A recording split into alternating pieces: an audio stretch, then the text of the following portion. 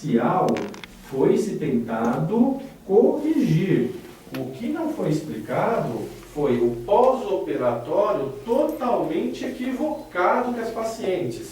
Nós temos documentação que, novamente, infelizmente, eu não posso mostrar porque o prontuário é do paciente, eu tenho que garantir, via judicial e registrado via ata notarial, que as pacientes, no mês de novembro, elas realizaram uma viagem para a cidade do Rio de Janeiro, com fotos exibindo, tomando sol, foram a parques de água e logo depois elas vieram dia 28 de dezembro e a outra dia 2 de janeiro com a extrusão das próteses.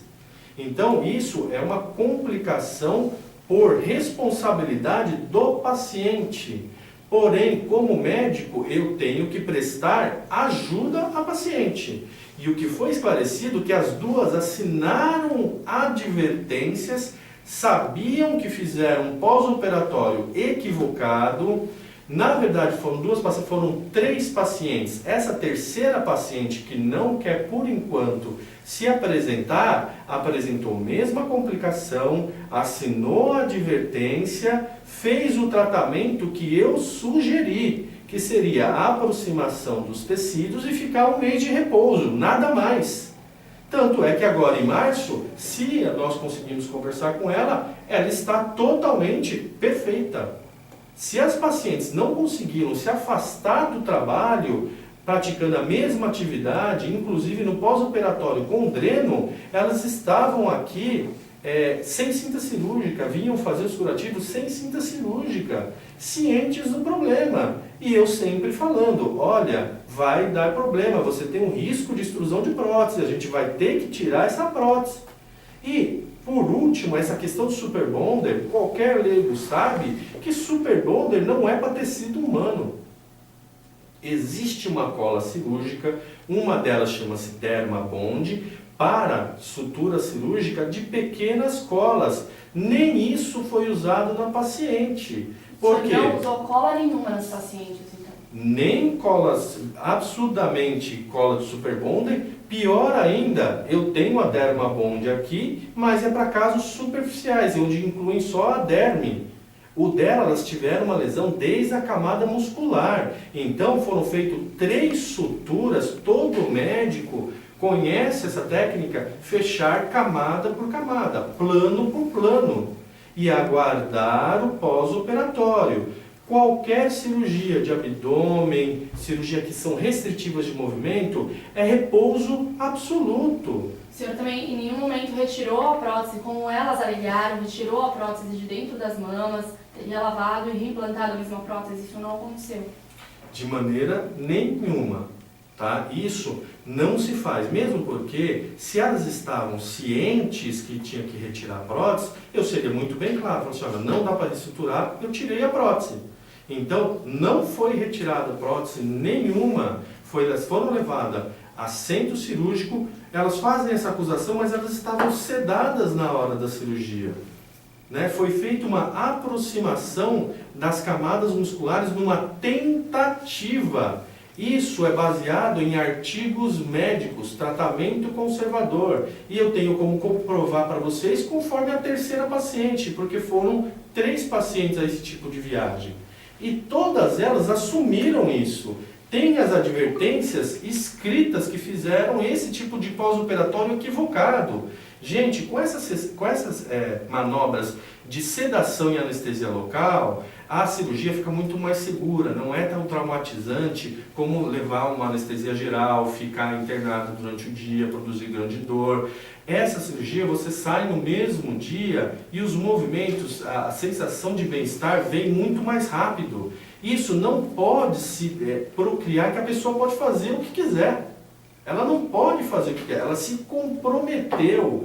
Nos nossos impressos aqui dizem utilização de prótese mamária, o pós-operatório é cinta, 90 dias, drenagem linfática, restrição de movimentos. E quando elas fizerem um retorno uma vez por mês, nós vamos liberando aos poucos. Tá? Então, negligência de tratamento médico é abandono de tratamento. As pacientes estão me acusando disso, elas fizeram a ressutura, a primeira vez só para aproximar, para nós agendarmos o centro cirúrgico, isso demorou de 3 a 4 dias, foi iniciado o antibiótico, foi feita a limpeza e foi feita a aproximação depois de 4 dias. Foi colocado o dreno, elas vieram no primeiro, as duas, no caso das duas, porque foi feito no mesmo dia, porque era um caso não de risco de vida, mas de conduta imediata. Então foi feito esse procedimento, a paciente veio, retirou o dreno e nunca mais apareceram. Elas apareceram aqui, a senhora Patrícia Rafael, dia 21 de fevereiro, fazendo um escândalo e me ameaçando. É a última posição que eu tenho delas. A senhora Maria Cecília nem sequer apareceu. Eu não tenho. Agora, com que profissional, o que ele escreveu? Se a paciente fez o procedimento dia 28 de janeiro e procurou o médico depois de 10 dias, obviamente pode aparecer foco infeccioso, inflamou, pode ter aparecido uma série de consequências. Abandonar o tratamento médico de uma complicação é um fato extremamente grave. Isso não pode acontecer. Isso realmente estou surpreso. Trabalhamos aqui há 6 anos, nunca tivemos nenhum caso parecido. Doutor, com relação aos resultados estéticos, né, do procedimento da Maria Cecília, inclusive da paciente Rosângela, com resultado de uma abdominoplastia, as mamas uma para cima, outra para baixo, assimétricas, desproporcionais, né, o umbigo reconstruído fora do eixo da barriga, né? Com relação a esses resultados aí, que ficam marcas definitivas, praticamente definitivas no corpo dessas pacientes, o que o senhor pode dizer? Da paciente que eu me lembre, eu não tenho nada oficialmente e judicialmente comunicado. A paciente Rosângela fez uma mini abdominoplastia, depois em junho de 2012 ela fez apenas uma lipoaspiração. Já paciente há mais de 2 anos da clínica. Ou seja, a minha formação estava bem clara, os quadros estão bem claros, o contrato está bem claro e ela fez a lipoaspiração, a cicatrização dela na região do umbigo, ela ficou fechada a cicatrização. O grande problema é que criou-se uma camada de pele em cima que foi crescendo durante a cicatriz e que a conduta seria extremamente simples, que é apenas retirar a pele. Retirar a pele que cresceu um pouco a mais. Mais nada. As cicatrizes se tratam como cicatrizes. E fator de cicatrização é de cada pessoa. Principalmente a todos os que conhecem, pessoas de fototipo mais escuro têm tendência a queloide e têm tendência a cicatriz hipertrófica. Se elas não fizerem os controles, não quer dizer que isso é um erro. Ou seja, se ela não tem controle, medicação nenhuma, eu não vi mais essa paciente. Essa paciente recebeu 4 telegramas chamando para que ela comparecesse à clínica. E não compareceu. Doutora, hoje em dia a medicina é tão moderna, né? Cada vez mais as cicatrizes elas são menores, praticamente imperceptíveis, né? Hoje um implante de uma mama, a cicatriz que fica embaixo da mama, ela tem espessura de 4 centímetros, 3 centímetros, né? E não foi o que a gente viu por meio das fotos.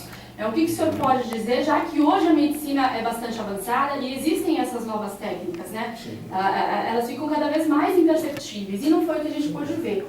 No entanto, o senhor desempenha esse tipo de trabalho, né? Realiza essas cirurgias plásticas, essas cirurgias estéticas, mas o senhor não é especializado na atividade. Isso pode ter alguma relação? Não, não pode ter a relação. Por quê?